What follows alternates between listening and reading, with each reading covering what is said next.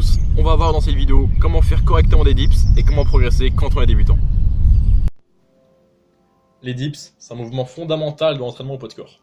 C'est un mouvement polyarticulaire de poussée qui sollicite les pectoraux, les triceps et les épaules. C'est un exercice ayant un bon transfert de force vers de nombreux éléments de street workout et c'est surtout un excellent exercice d'hypertrophie.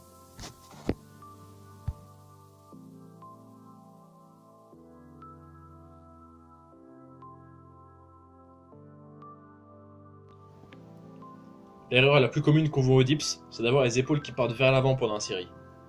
C'est souvent accompagné d'un manque d'abaissement des scapulas, et c'est une exécution qui peut être dangereuse, en plus de limiter la performance.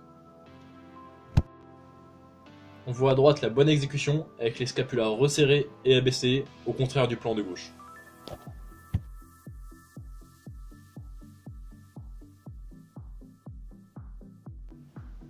Pour éviter cette protraction, c'est-à-dire le fait d'avoir les épaules vers l'avant, vous pouvez imaginer que vous devez resserrer vos omoplates et garder la poitrine haute.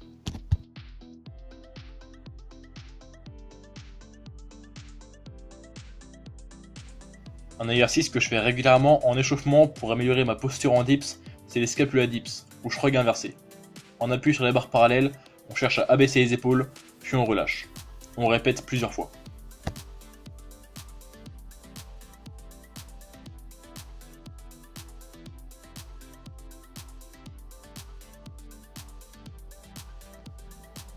Une autre erreur commune, c'est d'avoir les coudes qui partent trop sur l'extérieur. Ça met les épaules dans une position de rotation interne excessive, ce qui peut irriter l'articulation.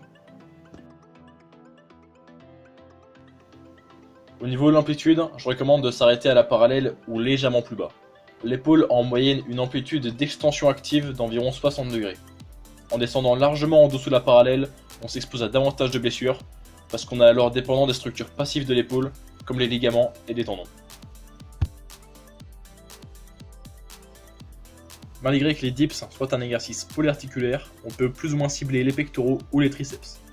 On utilise plus les pectoraux en s'inclinant vers l'avant et on sollicite davantage les triceps en gardant un buste plus vertical. Cependant, je vous recommande d'utiliser la position qui vous semble la plus naturelle et confortable.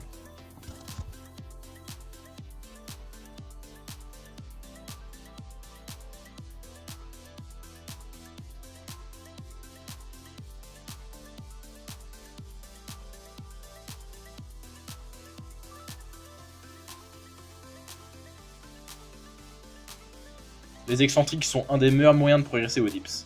On réalise exactement l'exercice auquel on souhaite s'améliorer, donc la notion de spécificité est maximisée.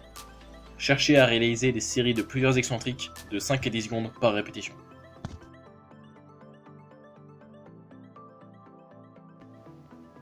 On peut aussi utiliser des bandes élastiques pour faciliter l'exercice. Les bandes permettent de réaliser des répétitions entières qui complètent bien les excentriques. Au fur et à mesure des séances, on cherche à utiliser une bande de plus en plus faible, voire de ne plus s'en servir.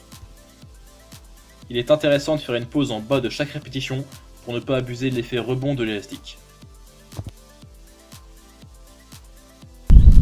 C'est tout pour ce tutoriel. Si vous avez une question, n'hésitez pas à me le dire en commentaire et je vous dis à la semaine prochaine, samedi 10 h.